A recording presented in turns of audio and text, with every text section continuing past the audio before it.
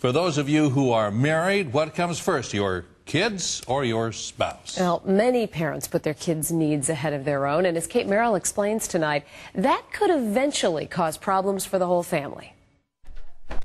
Woohoo! They practiced gymnastics, played a game, even put on a show. Peanut butter jelly, peanut butter jelly. Now, Kelly Guagenti is trying to squeeze in a bit of schoolwork with her girls before bed. That's good, because that was a really tough one. How much of your day is devoted to your kids?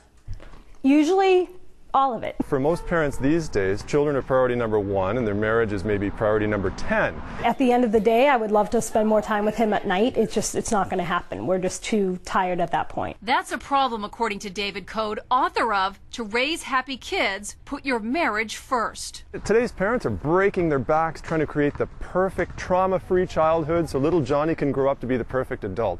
It's anxiety-producing, it's exhausting, and it ain't working. As a family counselor, Code has seen this type of anxiety lead to all kinds of emotional problems in children. It's really become an epidemic. Kelly's kids are happy and healthy, but she admits she's worried too much attention could lead to a sense of entitlement. According to Code, there's reason for her concern. Coddling them and bailing them out of every problem and protecting them, and then they end up like mush when they're 18 and going off to college on their own. It's no surprise that kids are moving back after college and living with their parents until they're 26. Kelly and her husband Mike have plenty of company. Families that revolve around the needs of their kids is clearly a cultural shift from a generation ago. Oh, it absolutely wasn't like this with our parents. That ain't much of a town. Go up in the set. The popular show Mad Men reminds us that children of the 60s stayed under the radar.